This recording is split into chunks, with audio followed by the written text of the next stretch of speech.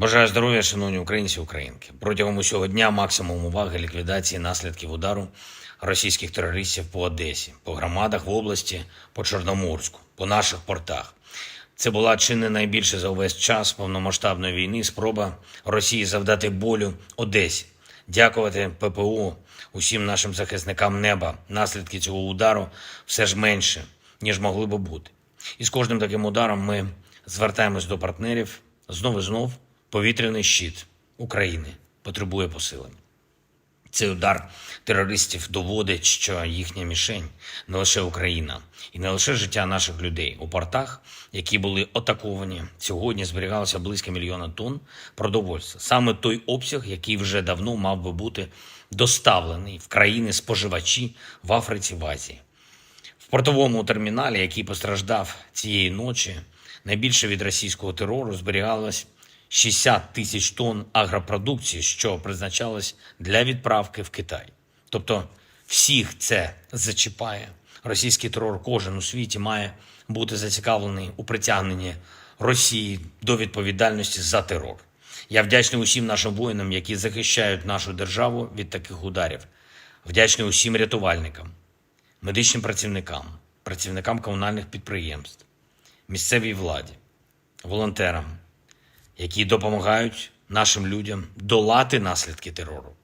Одещина, Херсонщина, Житомирщина, Кіровоградська область, Запоріжжя, Харківщина, Донеччина, всюди, де були обстріли, ракетні та дронові удари.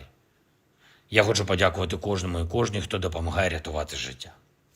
Сьогодні вранці на селекторі мені доповідали і військові, і МВС, і інші урядовці, профільний заступник керівника Офісу з регіональної політики. В громадах, які постраждали від ударів, цієї ночі вже почались першочергові ремонтні роботи. Провів переговори.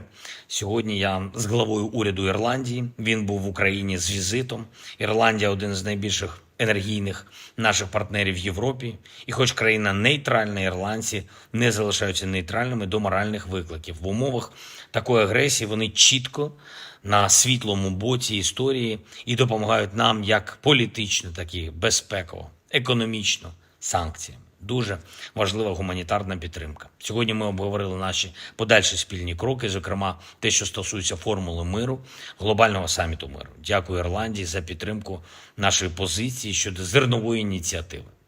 Провів зустріч із керівницею USAID, агентства з міжнародного розвитку Сполучених Штатів, Самантою Пауер.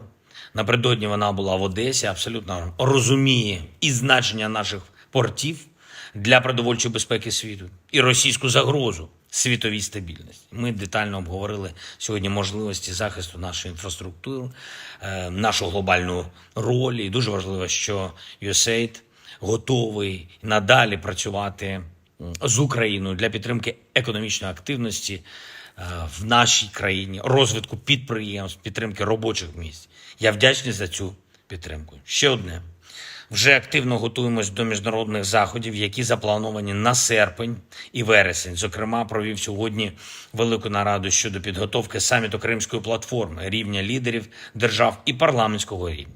Точно знаємо, що саміт буде змістовним, і Крим стане ще ближче до повернення у вільний світ, ще ближче до звільнення від окупації. Вся українська земля, всі українські люди мають бути вільними. Слава усім, хто бореться заради України і свободи. Я дякую усім в світі, хто допомагає. Слава Україні!